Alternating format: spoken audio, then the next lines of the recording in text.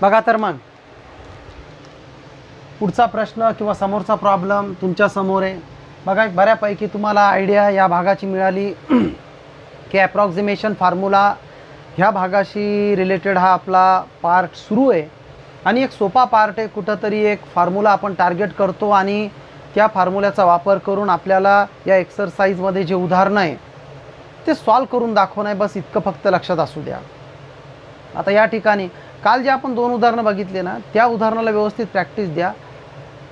तुम्हाला काय असतं ॲप्रॉक्झिमेशन फॉर्म्युला याची आयडिया येण्यासाठी असे काही खूप मोठे उदाहरणं सॉल्व करायची गरज नाही आहे. एक सांगू का तुम्हाला थोडक्यात, या एक्सरसाइजच्या 3-4 उदाहरणाला जर तुम्ही व्यवस्थित समजून घेतलं ना, तर ही पूर्ण एक्सरसाइज तुम्ही घरबसल्या सॉल्व करू शकता अशी एक्सरसाइज आहे.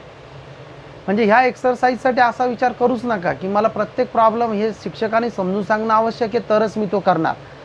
लक्षात आलं मी काय बोललो? तर बघा समोरचा प्रश्न क्वेश्चन नंबर 3 नाही, पहिल्यातला 3रा प्रश्न. तर 5th रूट ऑफ, आता कसं असतं माहिती आहे का, एक 12वीच्या विद्यार्थ्यासाठी हा मोठा भाग नाही आहे की हे अंडर रूटचं साईन असतं आणि ज्यावेळेस याच्यात एखादी संख्या वापरल्या जाते ती संख्या कोणत्या संख्येचा सेकंड पॉवर आहे हे सांगणं म्हणजे त्याचं आन्सर असतं लाईक दिस 36. आन्सर आहे 6. कारण या ठिकाणी कोणताच अंक नसतो, त्यावेळेस गृहीत धरला जातो 2. क्यूब रूट म्हणजे 3rd रूटला आपल्याला ते साईन वापरून हे दाखवणं लागतं. म्हणजे for example cube root of 64 जर आलं तर याचा आन्सर असतं 4. हे जर 4th रूट आलं, 4th रूट ऑफ 16, तर कोणत्या संख्येचा चौथा घात हा 16 येतो, तर 2 हे 4th रूट आहे. तसंच तुम्हाला एक सांगू का, हे 5th रूट वापरलं. सर्वात अगोदर या ठिकाणी तुम्हाला स्वतः विचार करणं आवश्यक आहे की बाबा 5th रूट ऑफ 31, तर राऊंड फिगर कोणती संख्या होती? राऊंड फिगर आहे 32. कारण 2चा 5th पॉवर 2चा 5th पॉवर हा 32 येतो. ठीक आहे, कारण साहजिक आहे 2चा 4th पॉवर जर 16 आहे तर 16 2 32. तर कुठंतरी तुम्हाला हे जर व्यवस्थित समजलं की बाबा 32चा 5th रूट हा 2 असणार आहे आणि 32 ही आपली राऊंड फिगर जी संख्या होती ती आहे आणि आपल्याला त्या संख्येच्या जवळची एक संख्या डिस्टर्ब करून या ठिकाणी ही वापरली 31.98. म्हणजे या ठिकाणी तुमचा जो एफ ऑफ एक्स असणार आहे, लेट आपण एक कन्सिडर करू की एक अशी संख्या 5th रूट ऑफ एक्स, तिला तुम्ही अशा स्वरूपात लिहा raised to 1/5. कारण नंतर जे आपण त्याचं डिफरन्शिएशन काढणार आहे का त्यावेळेस ते सोपं जातं. 1/5 x ओव्हर 2 1/5 मायनस 1 हे आलं 1/5 x raise to -4/5. 1/5 x raise to 4/5. आता थोडंसं या ठिकाणी समजून घ्यायचा प्रयत्न करा. बघा काही नाही आहे, कॅल्क्युलेशन वगैरे पार्ट आहे. मला असं वाटत नाही की एक 12वीचा विद्यार्थी गुणाकार भागाकार या प्रक्रियेत घाबरला पाहिजे किंवा चुकला पाहिजे. आणि जर काही अडचणी असतील तर घरी व्यवस्थित सराव करा. कारण शेवटचे जे 2 टॉपिक आहे आपल्याला ह्या भागात, प्रोबॅबिलिटी आणि बायनोमियल डिस्ट्रीब्युशन, तर याच्यापेक्षा सुद्धा मोठमोठे कॅल्क्युलेशन आहे. तर थोडं व्यवस्थित त्या भागाकडे लक्ष द्या. आता take a is equal to आपण राऊंड फिगर 32 घेऊ. कारण आपल्याला तर समजलं ना आता की 5th root of 32 is equal to 2. आणि त्यावेळेस तुम्हाला h या ठिकाणी समजतो की यार हे 31.92 वापरलं. ठीक आहे, आपण किती वापरले? 32. म्हणजे कुठंतरी आपण 0.02 हे जास्त वापरले. म्हणजेच सरळ सरळ सांगू का, आपला जो प्रॉब्लेम आहे तो इतका कमी आहे ह्या जी संख्या आपण वापरली तिच्यापेक्षा, म्हणून हा मायनस आला. जास्त असता 32.98 तर प्लस आला असता. ठीक आहे, म्हणजे साहजिक आहे ही संख्या तुम्ही याच्यात मिळवून टाका, तुम्हाला हे मिळणार. आणि याच्यातून एवढा मायनस करा, आपला जो प्रॉब्लेम आहे आपला तो मिळणार. ठीक आहे, समजलं. कारण मागच्या 2 प्रॉब्लेममध्ये याच्यावर भरपूर आपली डिस्कस झाली. तर आपण एफ ऑफ ए जर वापरला ह्या एक्सच्या जागी आणि ए जर 32 वापरला तर 32चा 5th पॉवर या ठिकाणी मिळणार. हे काहीच करू नका, जिथं जिथं एक्स असतो का त्या ठिकाणी 32 तुम्हाला वापरणं इतकं लक्षात असू द्या. हा 2 म्हणजे या ठिकाणी तुम्हाला दोन व्हॅल्यू आता सरळ सरळ क्लिअर झाल्या. एक म्हणजे आपली एच जी फॉर्म्युल्यातली किंमत आहे आणि दुसरी म्हणजे एफ ऑफ ए. ठीक आहे. आता एफ डॅश एसाठी जो डेरिव्हेटिव्ह आपण काढला का तिच्यात ही किंमत वापरा 32. कोणता आहे 1/, हा डेरिव्हेटिव्ह त्याचा 1/5 32 रेज टू 4/5. हे सिम्प्लिफिकेशन करताना थोडंसं तुम्ही या भागाचा वापर करा. 5 इंटू बघा 32चा 5th रूट 2, म्हणजे अगोदर फक्त इतक्या भागाचा विचार करा. 32चा 5th रूट 2 आणि नंतर वरच्या 4चा 2चा 4th पॉवर 16. आन्सर आलं 1/80. आता 1/80ला आपण थोडं व्यवस्थित डिवाइड करू. बघा याला डिवाइड करताना काय तुम्ही रफ वर्कचा आधार घ्या, कारण बऱ्याच वेळेस काय होतं एक ओव्हर कॉन्फिडन्स असतो काही विद्यार्थ्यात की मी 12वीचा विद्यार्थी आहे, हे डिवायडेशन थोडी मला परेशान करणार, आणि नेमकं आपण तिथं चुकी करतो. आणि लक्षात असू द्या मी काय बोलतो, सेंटेन्स थोडं व्यवस्थित ऐकून घ्या मी काय बोललो आत्ता. तुमचं आन्सर जर डेसिमल प्लेसेसच्या पहिल्या 2 नंबरमध्ये जर चुकत असलं तर त्या ठिकाणी तुमचा मार्क कटतो. म्हणजे तुमचं उत्तर पॉईंट नंतर 2 डिजिट करेक्ट आलंच पाहिजे. तिसरा डिजिट ते आपल्या डिवायडेशनवर असतं. कोणी आफ्टर 5 डिजिटपर्यंत आन्सर लिहितं, कोणी 4 लिहितं. त्याच्यामुळं ही ॲक्युरेसी इथं समजून घ्या की थोडं जरी आन्सर इनकरेक्ट आलं तरी तुमचे मार्क कटणार. चला सुरुवातीला आपण हा पॉईंट घेतला, पॉईंटचा एक 0 वाढवला. या ठिकाणी 0 वाढूसुद्धा आपलं काम जमत नाही, कारण जोपर्यंत न्यूमरेटर मोठा होत नाही डिनॉमिनेटरपेक्षा वी कांट डिवाइड न्यूमरेटर, आपण त्याला डिवाइड नाही करू शकत. पुन्हा एक 0 वाढवला, हा त्याच्यासाठी 0, हा 0 0 कटला. 2 5 10, 2 5 10 आणि 2 चौक 8. आता 4 1 4, 4 1 4, 1 उरला झाले 10, 4 2 8, 2 उरले 20 झाले, 4 5 20. स्टॉप झालं. म्हणजे हे अप्रॉक्सिमेशन करेक्टच व्हॅल्यू असं समजून चला. 0.0125 हे तुमचं एफ डॅश एचचं आन्सर आलं. आता लिहा by approximation formula. Approximation formula F of, मी जसं काल बोललो की प्रत्येक वेळेस हा फॉर्म्युला लिहा, बिलकुल जीवावर आणू नका किंवा काहीतरी मला हा फॉर्म्युला व्यवस्थित पाठ आहे असं समजू नका. इथं इज इक्वल साईन असं वाचू नका.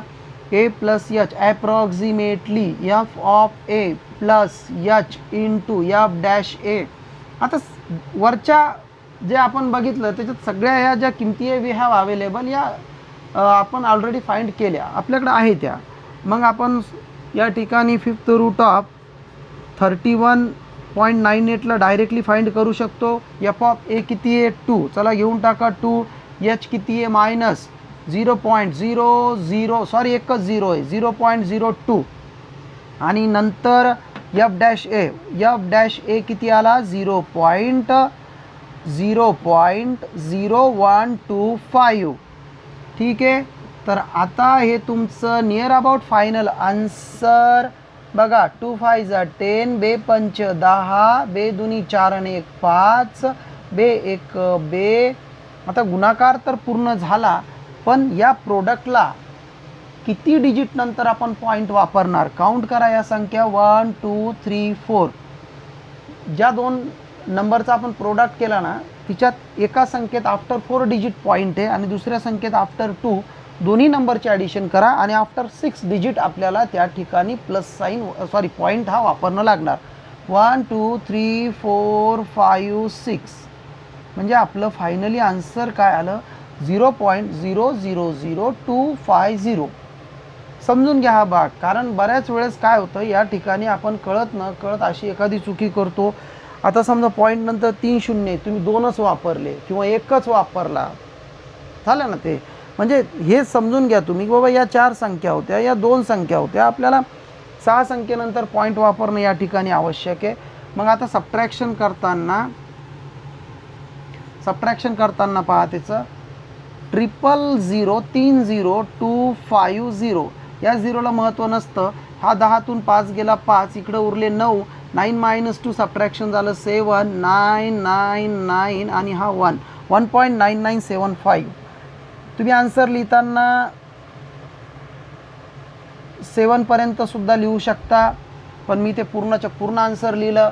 म्हणजे या ठिकाणी तुम्ही थोडंसं आहे ना घरी प्रॉब्लेम सॉल्व करताना स्वतः तो रफ वर्क करून बघा. आणि दुसरी गोष्ट, मोबाईल किंवा कॅल्क्युलेटरचा यूज करू नका. काय असतं, बऱ्याच वेळेस आपण इथं तर मोबाईल कॅल्क्युलेटरचा वापर करून सहज ते आन्सर आणतो आणि कळत न कळत आपल्याला ही एक गलतफहमी होऊन जाणार आहे की अरे मी तर हे प्रॉब्लेम व्यवस्थित सॉल्व करतो.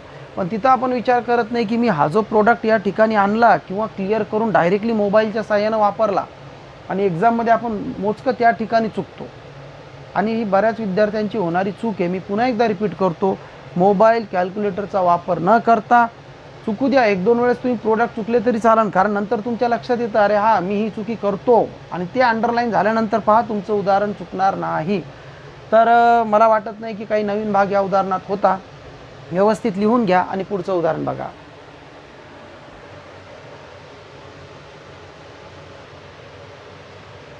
हां, पुढचा प्रॉब्लेम 4th नंबर. तर म्हणजे पहिल्या प्रश्नात तुम्हाला रिलेटेड विथ पॉवर रूट असेच प्रॉब्लेम आहे. 3.97 रेस टू 4 रेस टू 4च वापरला का? Yes, 3.97 raise to 4. तर म्हणजे एक सोपा भाग आहे असं समजून चालू आपण हा. कारण बघा एफ ऑफ एक्स आपण काय कन्सिडर करणार, एक्स रेस टू 4. एकदम सहज याचा डिफरन्शिएशन आपल्याला अवेलेबल होतो 4x³. नंतर आपण जर या ठिकाणी take A is equal to, आता साहजिक आहे काय वापरणार तुम्ही, 3.97 च्या जवळ कोण वाटतो तुम्हाला, 3 वाटतो का 4 वाटतो? साहजिक आहे 4च वाटतो ना, कारण हे 4च्या एकदम क्लोज आहे. तर 4चा 4th पॉवर आपण करू शकतो 256 256. तर ए इज इक्वल टू आपण काय वापरू या ठिकाणी, राऊंड फिगर 4. आणि ए जर 4 वापरला then H is equal to -0.03. तर मला तरी वाटतं की ह्या गोष्टी तुम्ही सुद्धा आता क्लिअर करायला शिकले असतील की बाबा आपण जी संख्या वापरली तिच्यापेक्षा आपलं जे उदाहरण आहे इतक्या किमतीने कमी आहे आणि ते काय असतं एच. तर एफ ऑफ ए म्हणजे हा जो डेरिव्हेटिव्ह आहे याच्यात आपण एच्या जागी जर 4 फंक्शन 4 वापरला तर 4 रेस टू 4 256. सोपा आहे ना, 4चा स्क्वेअर करा ना, 4 स्क्वेअर इंटू 4 स्क्वेअर किती आलं, 4 रेस टू 4. आणि 4 स्क्वेअर म्हणजे 16 इंटू 16, 16चा स्क्वेअर 256. आता एफ डॅश ए, तर डॅश काय 4x³ म्हणजेच एफ डॅशमध्ये जर आपण 4 वापरला तर 4 इंटू 4चा क्यूब म्हणजेच 4 इंटू 64. जर तुम्ही थोडं व्यवस्थित बघितलं ना तेच आन्सर येणार आहे. अरे 4 इंटू 4चा क्यूब म्हणजे काय, 4 इंटू 4 रेस टू 4च. म्हणजे थोडा विचार करा, समोर ही संख्या जी आली ती 4च आहे ना. आता तिन्ही व्हॅल्यू आपल्याकडे एच आहे, आपल्याकडे एफ ऑफ ए आणि एफ डॅश ए सुद्धा आहे. तर युझिंग ॲप्रॉक्झिमेशन फॉर्म्युला, पूर्ण कारण टाका ते काय ॲप्रॉक्झिमेशन फॉर्म्युला. मी लिहायच्या अगोदर एक मनातल्या मनात 2 वेळेस तुम्ही म्हणा फॉर्म्युला की आता हे काय लिहिणार, F of A plus H approximately F of A plus H approximately F of A plus H into F dash A. म्हणजे या ठिकाणी 3.97 रेस टू 4चा आन्सर तुम्हाला मिळणार F of A. F of A म्हणजे 256. बघा तुम्हाला एक कॉमन सेन्स सांगतो, उदाहरण पूर्ण व्हायच्या अगोदर थोडं लक्षपूर्वक समजून घ्या. तुम्ही समजा CETत असे प्रश्न विचारले आणि तुमच्याकडे वेळ कमी आहे आणि असं वाटतं की सॉल्व न करता मी याचं आन्सर कसं देऊ, तर थोडंसं विचार करा की 4चा क्यूब या ठिकाणी किती आहे. तर 4चा क्यूब या ठिकाणी किती आहे, तो 256. तर तुमचं जे आन्सर आहे ना हे 256पेक्षा लहान आलं पाहिजे. जे अगोदर ते ऑप्शन तुम्ही कॅन्सल करून टाका जे मोर दॅन 256 आहे. समजलं का? कारण 4चा 4th पॉवर 4चा 4th पॉवर 256 आहे आणि आपली संख्या 4 नाही आहे, थोडी कमी आहे. म्हणजे तुमचा आन्सर 256पेक्षा थोडं कमी असणार आहे, म्हणजे 3.99 समथिंग, 3.9च्याच समोर. तर हे ऑप्शन गेस करा. म्हणजे ज्याला आपण म्हणतो ना आडीभिडीला ही हिंट कामं येऊ शकते, कारण वेळ कमी आहे. तर चला, जे 256च्या वरचे आन्सर आहे का ते कॅन्सल, कारण 4चा 4th पॉवर जर 256 आहे त्याच्यापेक्षा मोठ्या नंबरचाच आन्सर ते येणार, आणि हा त्याच्यापेक्षा मोठा नंबर नाही. What is H? H 0.03, F dash 256, 256. आता हे झालं 256 मायनस प्रोडक्ट करून टाका. 3 6 18, 3 6 18, 3 5 15, 15 आणि हातचा 1 16, 3 2 6 आणि 1 7. आता हे समजून घ्या बघा, इथं तर पॉईंट नाही आहे, ओके, पण आपल्याला या संख्येत दोन संख्येनंतर जे दशांश चिन्ह आहे त्याचा वापर करणं लागणार या ठिकाणी. म्हणजे तुमचा आन्सर येणार 256 मधून 7.68 हे सबट्रॅक्ट करा. चला 0 0 घेऊन टाकू. इथं 10तून 8 गेले 2, 9 मधून 6 गेले 3, हे 6चे इकडे 5 झाले, 15तून 7 गेले 8, 5 2, 258 नाही रे, 8 नाही रे, 8 नाही रे, 4. म्हणजे आन्सर किती आलं आपलं 248.32. हे जे हातचा आपण इकडे घेतला का, 15तून 7 गेले 8, इकडे उरले 4, हे 4 आणि हे 248, म्हणजे तुमचं उत्तर आलं पाहिजे 248.32. बघा खूप क्लोज आलं आन्सर, खूप क्लोज आलं. 256 आणि 248 म्हणजे नियर अबाउट त्याच्या जवळजवळ. तर मी तुम्हाला काय बोललो होतो की जे आन्सर त्याच्या जवळजवळ येणार ते तुमचं आन्सर असणार, आणि थोडं कमीसुद्धा. तर सोपा प्रॉब्लेम होता आणि तुम्हाला सोपाच वाटू द्या. घ्या लिहून व्यवस्थित.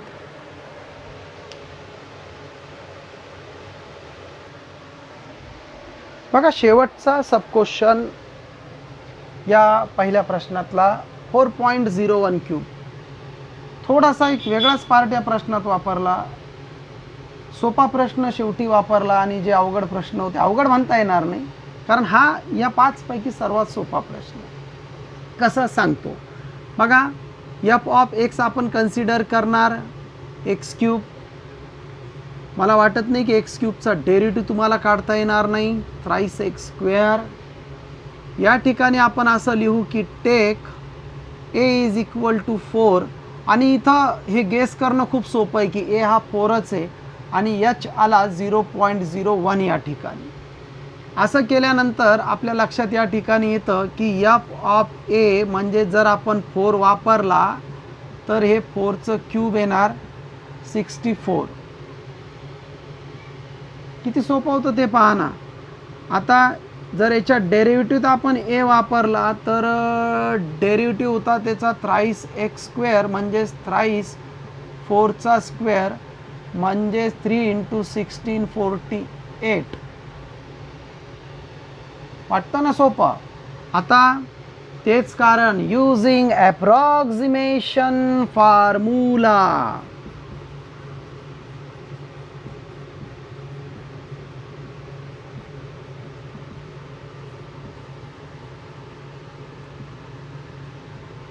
जसं मी प्रत्येक वेळेस बोललो की हा फॉर्म्युला व्यवस्थित पूर्ण लिहा. तर या approximation formula F of A plus H approximately F of A plus H into F dash A. आता या व्हॅल्यूज या ठिकाणी सबस्टिट्यूट करा.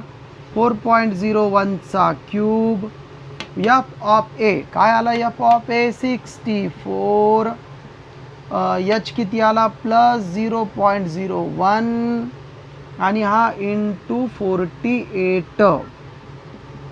हे झालं 64 प्लस 48 इंटू 1 48 एक 48, 2 डिजिट नंतर हा पॉईंट आला. पॉईंट तुमचं फायनल आन्सर आलं 64.48.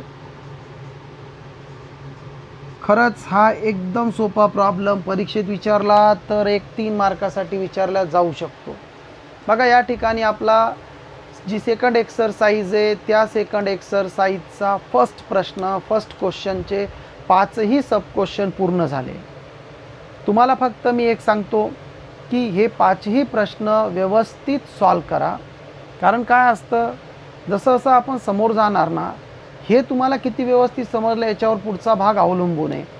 तर पुढचे प्रश्न सॉल्व करायच्या अगोदर याच 5 उदाहरणाला तुम्ही एक व्यवस्थित रिव्हिजन द्या आणि एक 2-3 उदाहरणं तुम्हाला होमवर्कसाठी देतो या भागानंतर आणि आन्सरसुद्धा त्या ठिकाणी आहे. तुमचं काम असं असलं पाहिजे, अगोदर प्रॉब्लेम सॉल्व करा आणि नंतर आन्सर चेक करा आणि शक्यतो ॲक्युरेट आन्सर आणायचा प्रयत्न करा.